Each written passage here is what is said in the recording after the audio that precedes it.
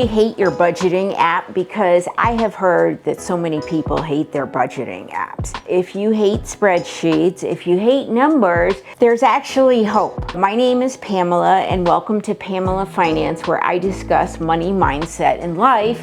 And today I'm going to talk about why it's so darn hard to manage money, because the things that you think are making it difficult really are not the things that are making it difficult. Most people know exactly what to do with their money, but they don't really do it. It's kind of like, let's say you want to lose 5 pounds and you know that you need to cut back with your eating, but you don't do it. Why not? Well, it's because you're human. All those same reasons apply to money. Sometimes you tell yourself that you're going to go to the gym 5 times a week and follow that perfect workout routine that you have planned for yourself, and you don't do it. So same thing with money. There could be a lot of reasons why you put off checking your bank account, paying your bills, meeting with your accountant, doing any other tasks. And sometimes people ask me, they say, Pamela, why are you a financial coach? So much financial information out there already. I say, yes, there is a lot of financial information out there already. If you want the DIY approach, go for it. There's a ton of stuff out there, but there are a lot of other people who, in spite of all this information, they don't do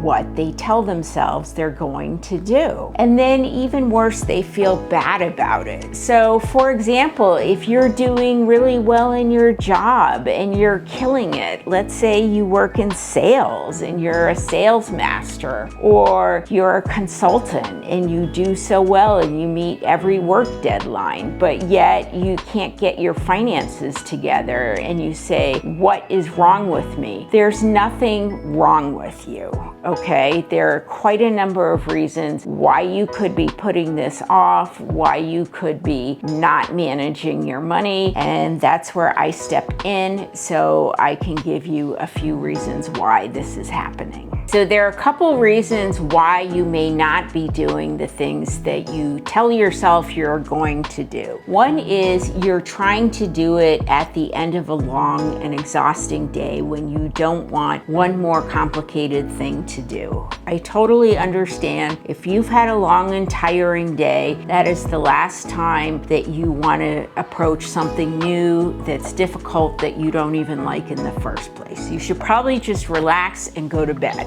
What you want to do is reschedule this task to some day that you're bright and fresh. For me, I kind of like Saturday mornings, so I like my coffee, I'm rested, I've slept in, and for me that works. But you may be different, so you just need to find a time when you're rested, you're ready to be challenged, and you're ready to deal with something new. So that's the first thing. The other thing is that you may have past associations with this kind of task that are negative. So what do I mean by that? So maybe when you were a kid, you had trouble with math in school, and money requires numbers, of course, and you always think back, well, I hated math class, and I hate money, and I hate numbers now.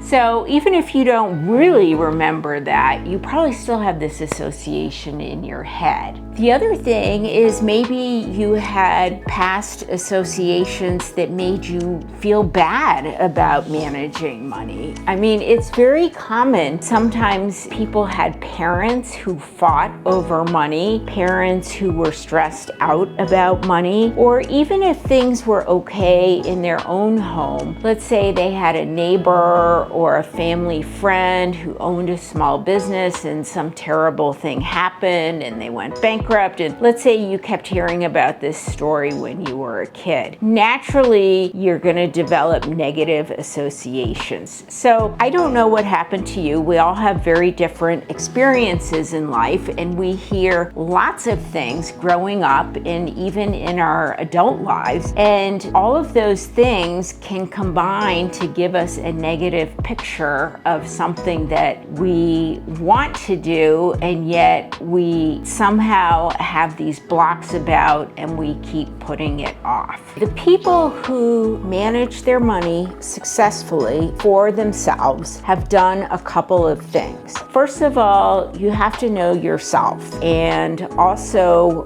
what you are not willing to do. You need to come up with some simple system for tracking things. While I wish we didn't have to track it all, you do need to have some simple system for tracking. Otherwise, how do you know you're getting any better? It's kind of like if you're trying to manage your weight, you do need to get on the scale. Sometimes you don't need to get on the scale every day, but you do need to have some regular time interval when you get on the scale. So you do need to have some regular time interval of like checking your accounts, your cash accounts, your investment accounts. Also, you need to have this important quality of being willing to make mistakes. When we are trying to get better at anything, we need to be willing to make mistakes. For people who are really good cooks, I bet they have lots and lots of experience. If something goes wrong, they don't beat themselves up. They say, okay, next time I'll just try something different and go with the flow. So you need to be flexible and be willing to make mistakes. To some extent, yes, you do need to get outside advice, but don't get too hung up on that part. That is just one of a big mix of elements to manage your money well. So in this video, we've talked about why you're not bad with money. You've just got a couple things going on.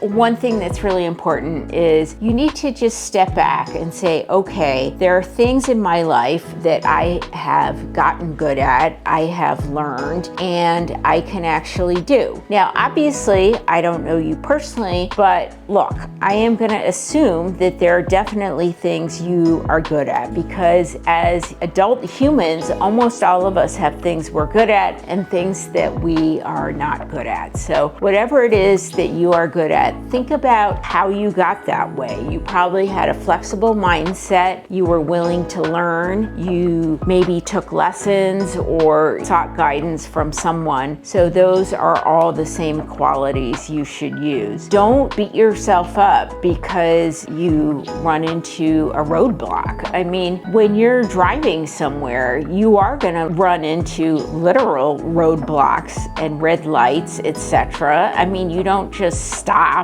and go home again just because you come to a red light. You just sit it out and keep going. So the same should be done with your money. If you need more information on this, if you need something written, something concrete, you really want to get into a deep dive, there's plenty of information on my Substack, in my socials, on my website. You can reach out. Thank you for watching this video, and I'm really curious, what do you think is wrong with the financial industry, and why does the financial industry make people feel so bad? So comment below and let me know. Thank you for watching.